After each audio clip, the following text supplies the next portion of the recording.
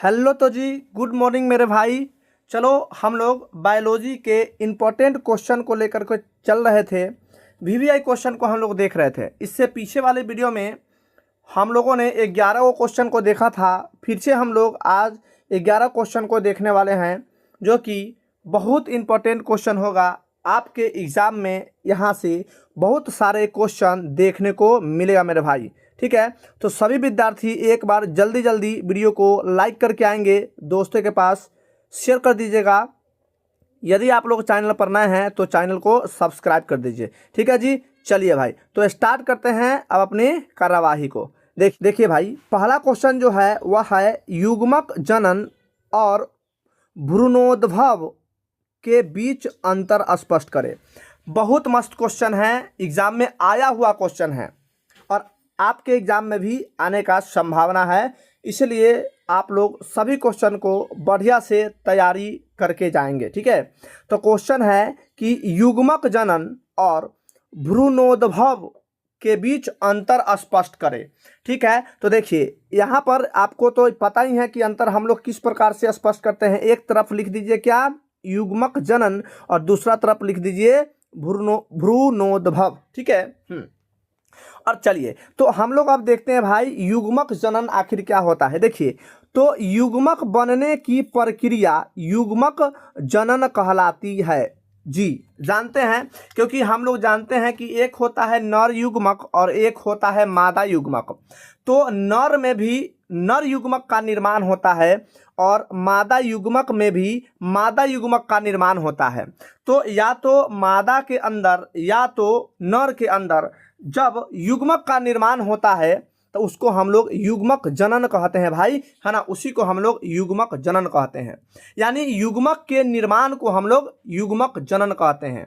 और आप लोग जानते हैं कि मादा में जो होता है वह अंडा का निर्माण होता है और नर में जो होता है वह शुक्राणु का निर्माण होता है ना, तो वही है युग्मक। ठीक है, तो वही युग्मक के जो जनन होता है, उसके जो बनता है, उसी को हम लोग बोलते हैं युग्मक जनन।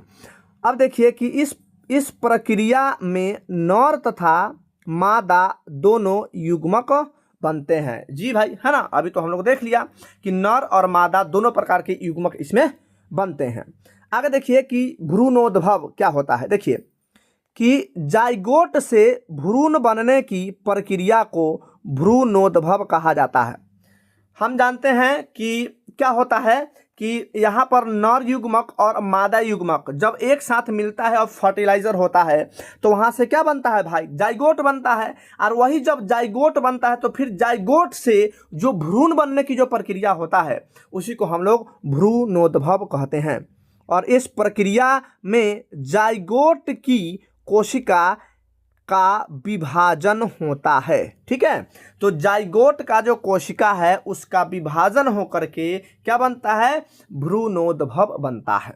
ठीक है भाई, चलिए अगला देखिए। इसमें युग्मक जनन में देखिए दूसरा कि इस प्रक्रिया में मियोसिस प्रक्रिया द्वारा द्विगुणित मियोसाइट्स से नर और मादा युग्मक का निर्माण होता है। यहाँ से ऑब्जेक्टिव भी निकाला जाएगा, है ना।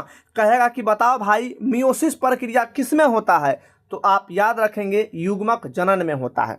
ठीक है, हाँ, तो आप इसको याद रखेंगे भाई, यहाँ से ऑब्जेक्टिव क्वेश्चन भी बन सकता है।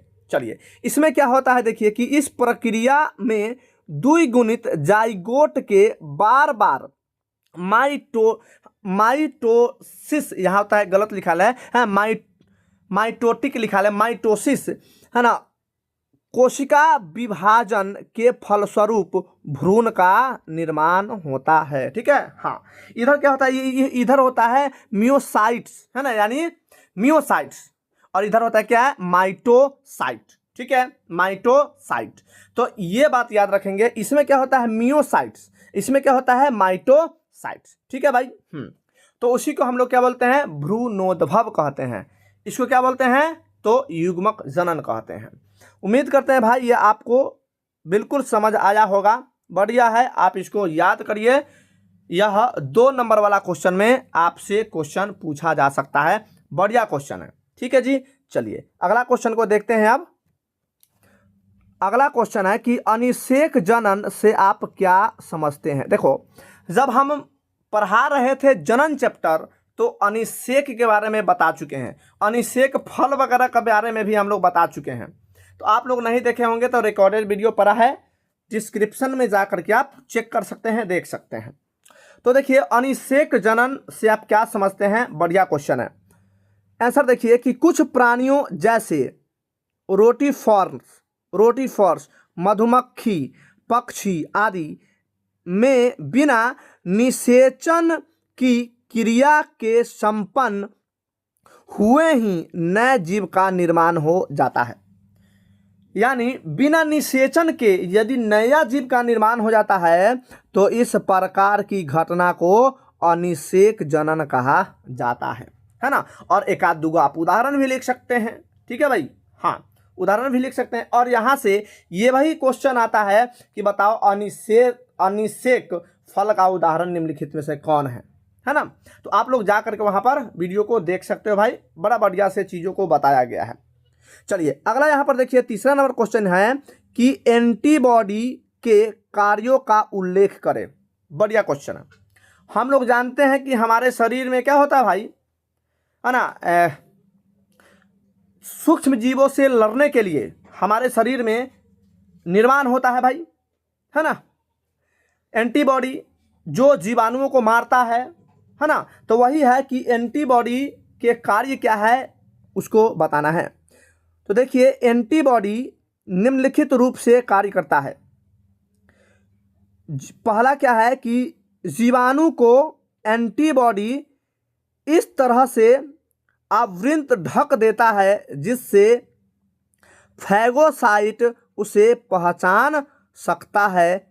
इसे ऑसोनाइजेशन कहते हैं, ठीक है, ऑसोनाइजेशन कहते हैं। एक बात याद रखिएगा, देखो एंटीबॉडी को जांच मतलब पहचान लेता है, उसको ढक देता है ना।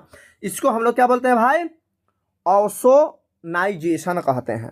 अगला क्या है कि एंटीबॉडी बैक्टीरिया द्वारा स्रावित विषाक्त पदार्थ को उदासीन बना देता है। अगर बैक्टीरिया हमारे शरीर में आता है, अगर वह विषाणु निकालता है हमारे शरीर में, तो वह क्या करता है, वह न्यूट्रल कर देता है एंटीबॉडी, है ना, उसको न्यूट्रल कर देता है, हमारे शरीर में इन्फेक्शन को रोक देता है ना।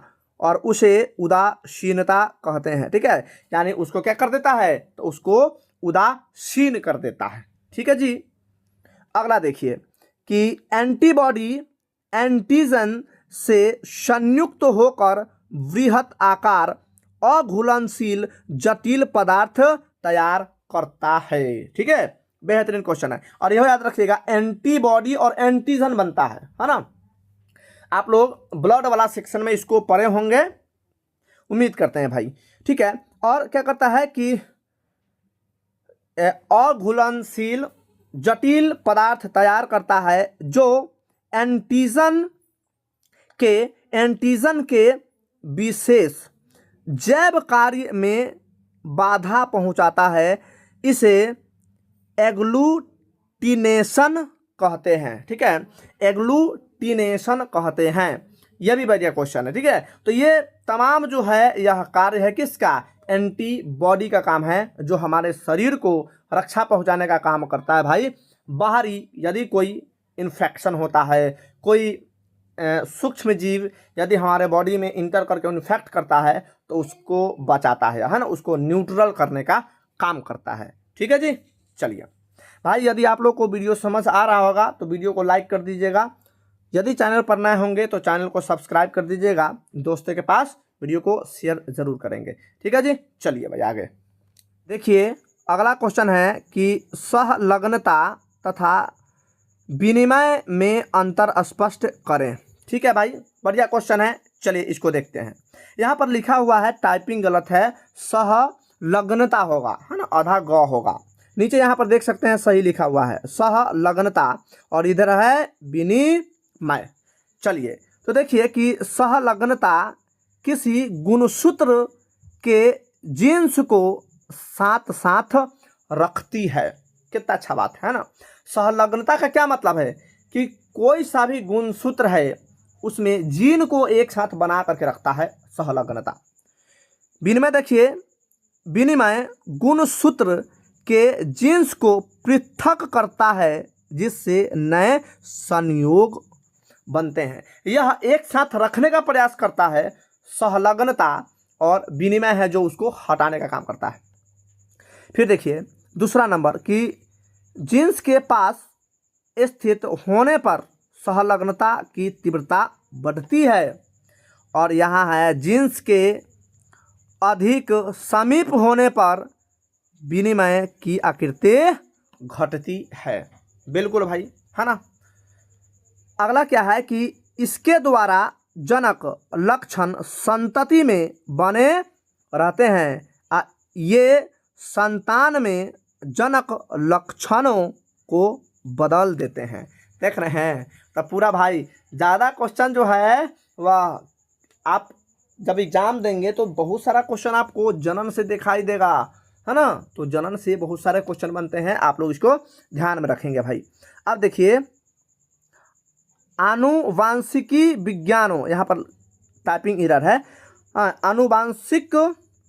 आनुवांशिकी विज्ञानों द्वारा जीवों में नई प्रजाति के निर्माण को रोकते हैं ये सहलग्नता, लेकिन ये नई प्रजातियों के निर्माण में सहायक होते हैं। ठीक है, तो भाई देखें दोनों में तो डिफरेंस है, उसको हम लोग देख चुके हैं, है ना। चलिए जी, तो अब अगला क्वेश्चन देखते हैं जी। देखिए कि जैव प्रौद्योगिकी के सिद्धांत को लिखे। बढ़िया क्वेश्चन है, एकदम मस्त क्वेश्चन है भाई ये। जैव प्रौद्योगिकी के सिद्धांत को लिखे। देखिए कि जैव प्रौद्योगिकी के विकास में दो प्रमुख तकनीकों का योगदान है।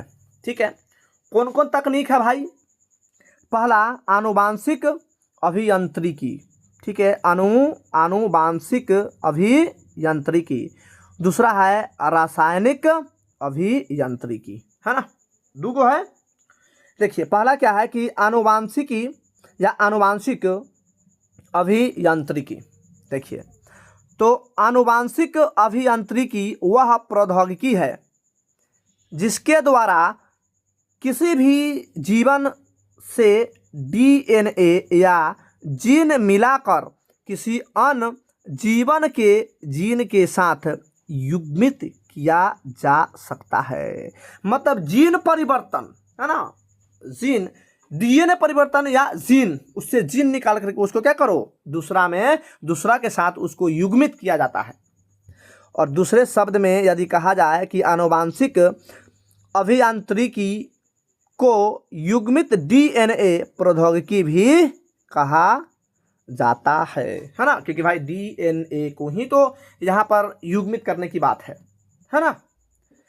चलिए अगला क्या है भाई, रासायनिक अभियांत्रिकी। रासायनिक अभियांत्रिकी देखिए प्रक्रमों में रोगाणुहित वातावरण बनाकर केवल वांछित सूक्ष्म जीवों को सुकेंद्रिकी कोशिकाओं में वृद्धि कर अधिक मात्रा में जैव प्रौद्योगिकी उत्पादों का निर्माण किया जाता है, जैसे एंटीबायोटिक्स, टीके, एंजाइम, है ना, एंजाइम जो होते हैं, एंजाइम का उत्पादन, ये सब रासायनिक तरीके से होता है। ठीक है, चलो बिल्कुल भाई समझ आ रहा होगा, एकदम शानदार क्वेश्चन है, आप लोग बढ़िया से देखने का प्रयास करेंगे। ठीक है, और इसको आप स्क्रीनशॉट लेकर के आप अपने नोटबुक में लिख लेंगे या इसे स्क्रीनशॉट लेके रख लीजिए, आपको बड़ा इंपॉर्टेंट है भाई, काम देगा। यहाँ से एग्जाम में बिल्कुल आपके बहुत सारे क्वेश्चन देखने को मिल सकता है भाई। ठीक है, चलो ये क्वेश्चन नंबर 6 है कि ध्वनि प्रदूषण पर नियंत्रण के उपाय को लिखे। मतलब हम जानते हैं कि कितना सारा ध्वनि प्रदूषण है ना, हमारे आसपास में बहुत जगह पर ध्वनि प्रदूषण हमें देखने को मिलता है, मार्केट शहर हर जगह लगभग ध्वनि प्रदूषण देखने को मिलता है। तो हम लोग ध्वनि प्रदूषण को किस प्रकार नियंत्रण करेंगे वो हमें बताना है ना। तो चलिए देखिए कि ध्वनि प्रदूषण को नियंत्रित करने के उपाय निम्नलिखित है। पहला कि अधिक शोर पैदा करने वाली मशीनों के स्थान पर कम शोर करने वाली मशीनें लगानी चाहिए। भाई ध्वनि प्रदूषण तो आवाज़ से होता है, तो जो बहुत बड़ा बड़ा फैक्ट्री में जो बहुत आवाज़ देने वाला जो मशीन है उसको हटा करके कम साउंड देने वाला मशीन को हमें लाना चाहिए। अगला है कि आबादी से दूर औद्योगिक इकाइयों को स्थापित की जानी चाहिए, और जहाँ पर यदि कोई कंपनी है तो वहाँ पर कंपनी खोलना चाहिए जहाँ पर आबादी ज़्यादा नहीं है ना, कम आबादी है, साइड में उसको कंपनी को खोलना चाहिए। अगला है कि लाउड स्पीकर एवं तेज आवाज़ पैदा करने वाले यंत्रों पर पूर्ण प्रतिबंध लगानी चाहिए, है ना। यदि लाउड स्पीकर हो रहा, बहुत तेज आवाज़ बज रहा है, उस पर बंद करना चाहिए, उसको नहीं बजाना चाहिए। अगला है कि ध्वनि अवशोषक पदार्थों के प्रयोग पर जोर दिया जाना चाहिए, मतलब ऐसा चीज़ों को बजाना चाहिए जिससे आवाज़ कम निकले या आवाज़ ना निकले, है ना। अगला कि ध्वनि प्रदूषण नियंत्रण के लिए बने कानून की कड़ाई से अनुपालन होनी चाहिए। और भाई इतना ज़्यादा ध्वनि है तो ध्वनि प्रदूषण के लिए कोई ना कोई तो नियम कानून बनेगा, तो यदि नियम कानून बना हुआ है तो क्या करना चाहिए, उसको बिल्कुल पालन करना चाहिए, एकदम कठोरता से उसको पालन करना चाहिए। देखिए अगला क्वेश्चन है कि जलवाहित रोगों के रोकथाम के लिए आप क्या करेंगे। वाह, यदि जल से यानी पानी से यदि रोग उत्पन्न हो रहा है तो उसके लिए आप क्या करना चाहेंगे, सुझाव मांग रहा है एग्जामिनर। तो देखिए कि संदूषित जल वहित रोगों जैसे टाइफाइड एवं अतिसार जैसे रोगों के रोकथाम हेतु हमें स्वच्छ जल का प्रयोग अपने दैनिक जीवन में करना चाहिए। सीधा बात, यदि पानी से हमें कोई बीमारी हो रहा है तो क्या करना चाहिए भाई, साफ पानी पीना चाहिए, प्यूरिफाई करके पीना चाहिए, या पानी को गर्म करके पीना चाहिए, जिससे हम रोग से बच सकते हैं, है ना। जल के द्वारा जो बीमारी होता है उससे हम बच सकते हैं, तो यही तो है एक उपाय। ठीक है, आगे देखिए 9वां नंबर क्वेश्चन है भाई कि निम्नलिखित में अंतर स्पष्ट करें। जी, यानी जन्मजात जिसको सहज बोलते हैं, जन्मजात प्रतिरक्षण एवं उपार्जित प्रतिरक्षण में अंतर बताना है। तो देखिए जन्मजात एक प्रकार का, पहले जन्मजात वाला है उसके बाद हम लोग उपार्जित वाला देख लेंगे।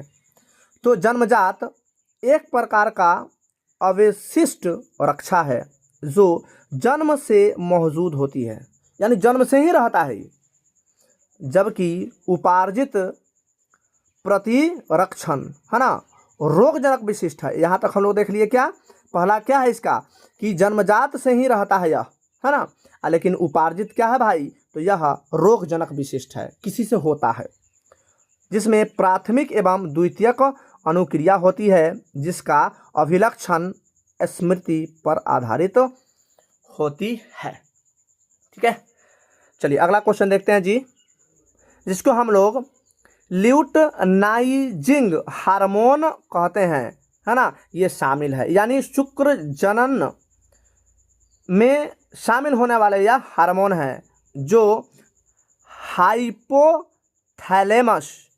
द्वारा स्रावित गोनेडोट्रोपियन रिलीजिंग हार्मोन के प्रभाव से स्रावित होता है।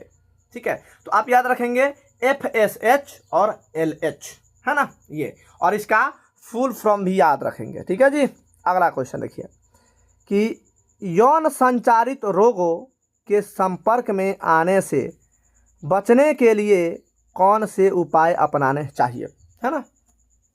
यौन संचारित रोग से बचने के लिए हमें क्या करना चाहिए। तो देखिए कि यौन संचारित रोगी के संपर्क में आने से बचने के लिए निम्न उपाय अपनाने चाहिए। पहला कि किसी अनजान व्यक्ति यह बहुत या बहुत, यहाँ पर है या बहुत व्यक्ति से गैर संबंध नहीं रखना चाहिए, पहला बात। दूसरा, मैथुन के समय सदैव जो कंडोम का इस्तेमाल करना चाहिए, है ना। अगला है, यदि कोई आशंका हो तो तुरंत ही प्राथमिक जांच के लिए किसी योग्य चिकित्सक से मिलकर रोग का पता करके इलाज कराना चाहिए, है ना। तो इससे आराम से लोग यौन संचारित रोग से बच सकता है। ठीक है भाई, तो आज ये हो गया अपना 11 क्वेश्चन कंप्लीट हो गया। ठीक है भाई, हम लोग अब फिर से मिलेंगे नेक्स्ट वीडियो में। तब तक के लिए बाय बाय, टेक केयर।